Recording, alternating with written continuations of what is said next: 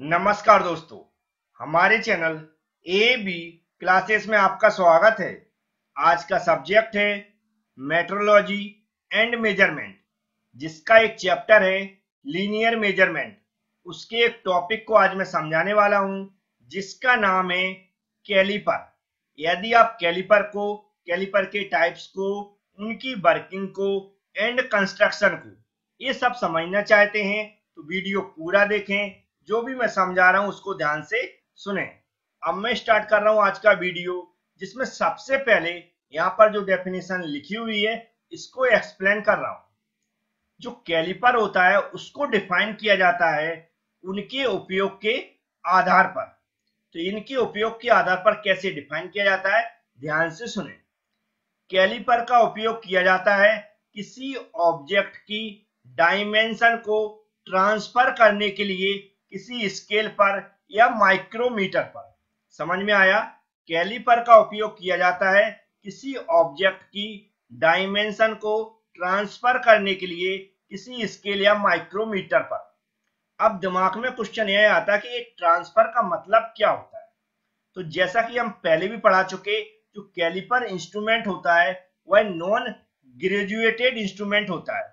Non graduated instrument का मतलब होता है इस इंस्ट्रूमेंट पर कोई भी स्केल नहीं बनी रहती है। इसलिए जो हमारा कैलिपर होता है वह डायरेक्ट कभी भी किसी ऑब्जेक्ट की डायमेंशन नहीं बता पाता। तो यह क्या करता है, जिस ऑब्जेक्ट की हमें डायमेंशन चेक करना है उस ऑब्जेक्ट की डायमेंशन को पहले मेजर करता है। यहाँ पर आप देख सकते हैं, जैसे कि मान लिया मैंने एक ऑब्जेक्ट है, इसकी डायमेंशन मेजर करना है, तो यहाँ पर इसको पूरा टच कराएंगे दोनों ओर से। फिर जो भी यहाँ की डायमेंशन होगी उस डायमेंशन को चेक करने के लिए हम एक स्केल की सहायता लेंगे या फिर माइक्रोमीटर की सहायता लेंगे, जैसी उसकी डायमेंशन है। फिर उस स्केल या माइक्रोमीटर के थ्रू हम चेक कर पाएंगे कि इसकी डायमेंशन एक्चुअल में क्या है, जिसका मतलब होता है ट्रांसफर करना। मतलब ये डायरेक्ट डायमेंशन नहीं बताता है, ये क्या करता है, किसी ऑब्जेक्ट की डायमेंशन को मेजर करता है, फिर किसी स्केल या माइक्रोमीटर की सहायता से उस डायमेंशन को बताता है, जिसका मतलब होता है यह किसी ऑब्जेक्ट की डायमेंशन को ट्रांसफर करने का काम करता है किसी स्केल पर या फिर माइक्रोमीटर पर। अब इसके एक्चुअल में और भी मैं बताऊंगा कि कैसे इसको एक्चुअल में मेजर करते हैं, कैसे इसकी डायमेंशन चेक करते हैं। इससे पहले यहाँ पर जो डायग्राम बने हुए हैं उनका कंस्ट्रक्शन समझ लेते हैं, या फिर बोल सकते हैं बनावट समझ लेते हैं। तो यहाँ पर देख सकते हैं कैलिपर बना हुआ है, जिसके अंदर टू लेग होती हैं, दो लेग होती हैं, एक यहाँ पर दिख रही होगी, एक ये और एक ये। इनकी नीचे दोनों ही एक दूसरे के समानांतर होते हैं, मतलब बराबर पॉइंट होती है नीचे, इक्वल डिस्टेंस पर। नीचे वाली मतलब हाइट के रूप में देखें तो यहाँ पर इसकी डिस्टेंस इसकी डिस्टेंस इक्वल होगी, ऊपर नीचे नहीं होती। और दोनों ही लेग यहाँ पर रोलर या हिंज की सहायता से फिक्स रहते हैं। फिक्स ऐसे रहते हैं कि जब टांगे यहाँ पर लेग लगी हुई है ऊपर नीचे जब हम चलाते हैं तो यहाँ से मूव हो सके। और इसको क्या होता है, नीचे एक लॉकिंग अरेंजमेंट भी होता है। लॉकिंग अरेंजमेंट क्यों होता है, क्योंकि जिससे हम जो भी डायमेंशन, जैसे मान लो इसकी डायमेंशन मेजर कर रहे हैं तो यहाँ से इसको टाइट कर सकें, जिससे कि डायमेंशन में कोई वेरिएशन नहीं आए। एक बार टाइट कर दें तो उतनी डायमेंशन ले जाके हम किसी स्केल पे चेक कर सकें। तो यहाँ लॉकिंग डिवाइस भी होती है। यह बना रहता है एलाओ स्टील का। इसका बना रहता है एलाओ स्टील का। ठीक है, तो इतना आपको समझ में आ गया। ये जो दोनों नुक्के रहती हैं ये कैसे रहती है, टेपर्ड रहती हैं और हार्ड मटेरियल की रहती हैं, जिससे कि मुड़े नहीं जब भी हम डायमेंशन को मेजर करते हैं। तो ये होती है इसकी बनावट। अब इसका एक्चुअल में उपयोग कैसे करते हैं, कुछ डायग्राम के थ्रू हम वह भी बताने की कोशिश करते हैं, फिर इसके बाद इसके हम टाइप्स को समझाएंगे। तो यहाँ पर आप देख सकते हैं हमने कुछ एग्जाम्पल से समझाने की कोशिश कर रहे हैं। यहाँ पर देख सकते हैं मैंने मान लिया इसका हम आउटसाइड डायमीटर मेजर कर रहे हैं और इसका हम इनसाइड डायमीटर मेजर कर रहे हैं। आउटसाइड डायमीटर के लिए हम आउटसाइड कैलिपर यूज करते हैं, इनसाइड डायमीटर के लिए हम इनसाइड कैलिपर यूज करते हैं, क्योंकि दो टाइप्स के कैलिपर होते हैं। तो यहाँ पर देख सकते हैं हमने मान लिया हमने क्या किया, इस कैलिपर की सहायता से इसका आउटसाइड डायमीटर मेजर करना है। तो इसको हम क्या करते हैं, अपने हाथों के फोर्स से या फिर लॉक की सहायता से इसको हम अंदर को इस तरह दबा, इसको टाइट करेंगे तो ये दोनों अंदर की ओर जाते हैं। इतना अंदर की ओर जाएंगे कि ये दोनों इससे टच हो जाए।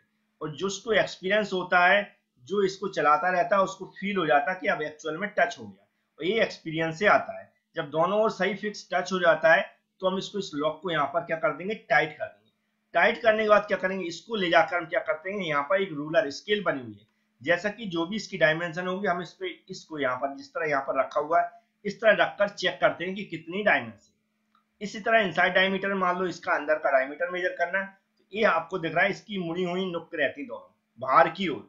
तो इसको हम क्या करते हैं, दिख रहा है, इसको हम ऐसे टच कराएंगे इसको। जब इसको ओपन करते, याद रखें, जब इसको ओपन करेंगे तो ये दोनों जो नुक्के हैं, जो दोनों लेग हैं, ये बाहर की ओर बढ़ती हैं जब इसको ओपन करते हैं।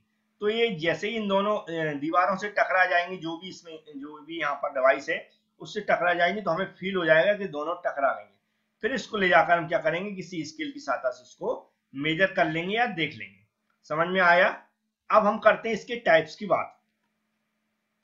तो जैसा मैंने बताया, जो हमारे कैलिपर होते हैं दो टाइप्स के होते हैं, पहला आउटसाइड कैलिपर, दूसरा इनसाइड कैलिपर। आउटसाइड कैलिपर का यूज किया जाता है एक्सटर्नल डायमेंशन को मेजर करने के लिए। किसके लिए? एक्सटर्नल डायमेंशन को मेजर करने के लिए। नॉर्मल बोले तो बाहरी डायमीटर को मेजर करने के लिए, या बाहरी कोई भी डायमेंशन को, लेंथ, विड्थ, थिकनेस को मेजर करने के लिए।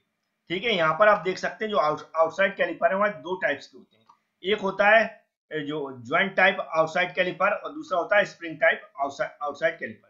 ज्वाइंट टाइप का मतलब होता है यहाँ पर एक ज्वाइंट बना हुआ फिक्स ज्वाइंट, और जिस तरह का आउटसाइड कैलिपर होता है वो देख रहे होंगे, ये अंदर की ओर मुड़ी हुई है, यहाँ पर देख रहा है 2 लेग्स होती है। इनकी सहायता से हम क्या कर सकते हैं, सिर्फ अपने हाथ के फोर्स से हम क्या करेंगे, इनको अपने हाथ से ही दबाना पड़ता है और अपने हाथ से खींचना पड़ता है। मतलब अपने फिजिकल फोर्स से हम क्या कर सकते हैं, किसी ऑब्जेक्ट की डायमेंशन को चेक कर सकते हैं, उससे हम टच करा सकते हैं कि कितनी डायमेंशन है। दूसरा टाइप होता है यहाँ पर जो स्प्रिंग टाइप होता है, यहाँ पर एक स्प्रिंग लगी जाती है और एक नट लगा रहता है। इसमें हमें हाथ से ज्यादा फोर्स, हम इस स्क्रू की सहायता से यहाँ की जो लेग है इसको फैला सकते हैं और अंदर को ला सकते हैं। किसकी सहायता से? इस स्क्रू की सहायता से। तो दोनों में अंतर, बेसिक अंतर समझ गए होंगे आप कि स्प्रिंग की सहायता से, और यहाँ पर भी एक स्प्रिंग लगी रहती है, इससे फैल जाता है और अंदर की ओर हो जाता है। ये स्क्रू यहाँ पर आपको दिख रहा हो। तो ये दोनों टाइप के आउटसाइड कैलिपर होते हैं। अब इनसाइड कैलिपर की भी बात कर लेते हैं।